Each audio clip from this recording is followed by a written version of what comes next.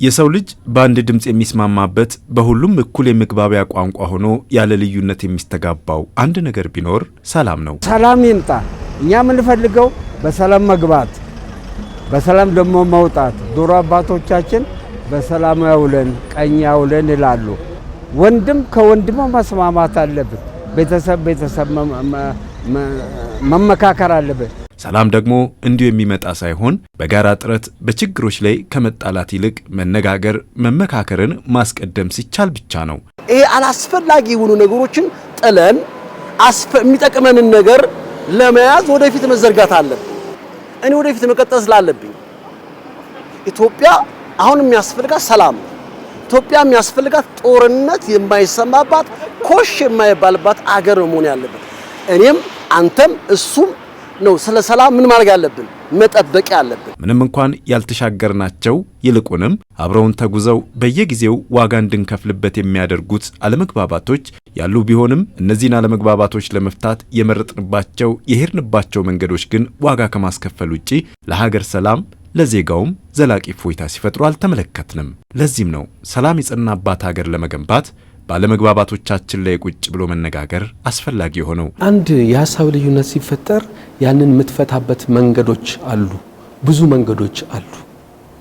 እነዛ መንገዶች ግን ዋጋ የሚያስከፍሉ ናቸው፣ ህይወት የሚያስቀጥፉ ናቸው፣ የሀገርን ኢኮኖሚ የሚበሉ ናቸው፣ ሀገር የሚበትኑ ናቸው። ልትመርጣቸው ትችላለህ፣ ግን ውጤታቸው ዜሮ ነው።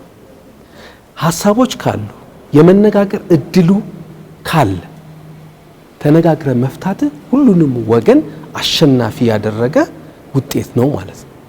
አንዱ አንዱን ያሸናፊ የሚያደርግበት አይደለም። ምክክር ሁሉንም አሸናፊ አድርጎ የሚያወጣበት ነው። ሀገራዊ ምክክር ባለድርሻ አካላትን በማሳተፍ ለሀገራቸው የሚበጀውን ሐሳብ እንዲያቀርቡ መደላደል የሚፈጥር ዲሞክራሲያዊ ሂደት ስለመሆኑ በስነ ምክክር ዙሪያ የተሰናዱ መዛግብቶች ያስረዳሉ።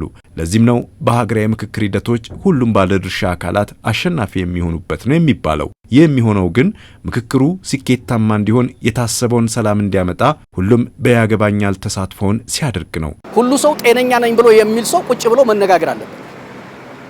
ቁጭ ብሎ መነጋገር ሲነጋገር የተወሰደበትም ይመለስለታል፣ የጠፋበትም እንደገና ደግሞ ይተካለታል። ያለችን አንድ ሀገር ነች ብዬሃለሁ።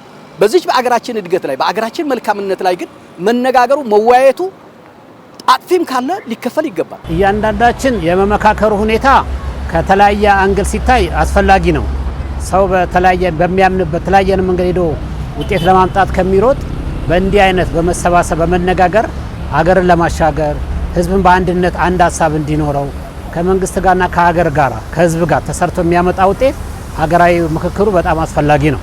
በአንድ ማህበረሰብ ውስጥ ያለ የሐሳብ ልዩነት፣ ግጭት በምክክር መፍታት ከተቻለ ያ ነገር ዘላቂነት አለው። ለምን ዘላቂነት ይሆናል?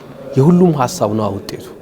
ሁሉም ተነጋግሮ ተመካክሮ የሁሉንም ሐሳብ ወስዶ ይሄ ያዋጣናል ብሎ ስለሚሄድ ያ የምክክር ውጤት ዘላቂ ይሆናል ማለት ነው። አንድ የምክክር ውጤት ዘላቂ ሰላም ካመጣ በአካባቢው ላይ በህብረተሰቡ መካከል የሚፈጠሩ ልዩነቶች ይሄ ወቅቱን ጠብቆ የሚነሱ ነገሮች አይኖሩም ማለት ነው። ምክንያቱም ያን ነገር የፈታንበት መንገድ ተነጋግረን ተወያይተን የሁላችንም ሐሳብ አካተን በዘላቂ መንገድ ስለፈታ ነው ማለት ነው።